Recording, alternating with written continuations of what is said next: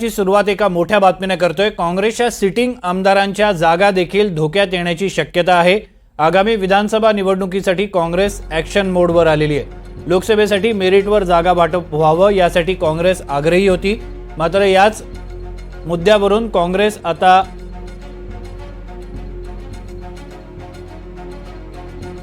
काही ठोस निर्णय घेणार असल्याची माहिती मिळते। प्रत्येक जागांची चाचपणी केल्यानंतर अहवालानुसार तिकीट वाटप करण्यात येणार असल्याची माहिती मिळते। अहवाल आमदाराच्या विरोधात असेल तर तिकीट नाकारलं जाईल असं सांगण्यात येत आहे। सर्व आमदारांच्या कामाचा आराखडा तयार केला जाईल, त्यानुसार जागा लढवायची की नाही याबाबत निर्णय घेतला जाईल। विधानसभेसाठी काँग्रेस पक्ष हा ॲक्शन मोडवर आलेला आहे। जुई जाधव यांच्याकडनं अधिक माहिती घेऊया। जुई, काँग्रेसनं नेमका काय निर्णय घेतलेला आहे आणि त्याचे काय पडसाद उमटण्याची शक्यता आहे?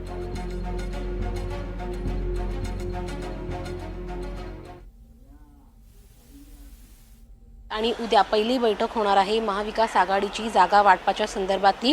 मात्र त्याआधीच एक महत्त्वाची माहिती काँग्रेस या पक्षातून मिळत आहे।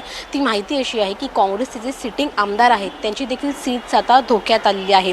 कारण का विधान परिषद निवडणुकीमध्ये काँग्रेसच्या पक्षामध्ये क्रॉस वोटिंग झालं होतं आणि काँग्रेस त्या आमदारांवर कारवाई करणार असं वारंवार सांगत होती।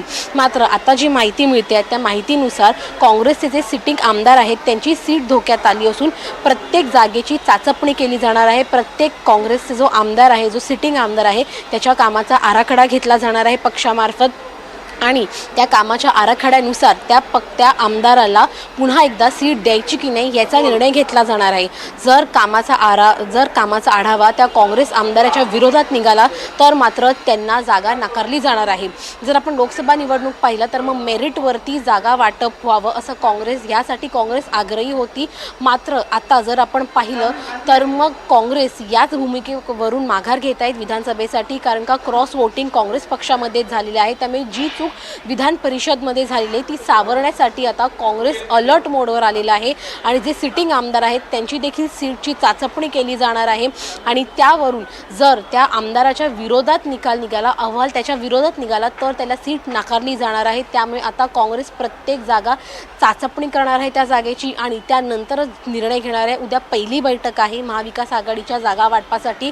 त्यामुळे उद्या नेमकी काँग्रेसची काय भूमिका असणार आहे, काँग्रेस किती जागांसाठी मागणी करते किंवा किती जागांची चाचपणी करते हे पाहणं जितकं महत्त्वाचं आहे तितकंच महत्त्वाची दुसरी गोष्ट देखील आहे, दुसरी देखील माहिती आहे। काँग्रेसचं असं म्हणणं आहे की मराठवाड्यामध्ये सर्वाधिक जागा आणि भक्कम पक्ष हा काँग्रेस आहे आणि त्यांनी ते लोकसभेमध्ये सिद्ध देखील केलेला आहे।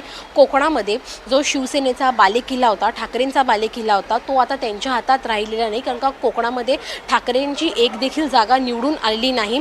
त्यामुळे या सगळ्याचा विचार करून काँग्रेस उद्या आपल्या जागा वाटपांसाठी जितक्या जागा त्या प्रस्ताव ठेवणार आहेत त्या सगळ्याचा विचार करून काँग्रेस उद्या प्रस्ताव जागा वाटपाचा महाविकास आघाडीच्या नेत्यांपुढे ठेवणार आहे। धन्यवाद जुई, तुम्ही दिलेल्या या माहितीबद्दल। आपण बघतोय की काँग्रेसचे विद्यमान आमदार आहेत त्यांचा देखील आढावा घेतला जाणार आहे आणि ज्या ठिकाणी काँग्रेसचा उमेदवार ताकदीचा नसेल किंवा आमदार ताकदीचा नसेल, त्याच्या परिस्थिती विरोधात जात असेल तर याबाबत निर्णय घेतला जाईल असं सांगण्यात येत आहे।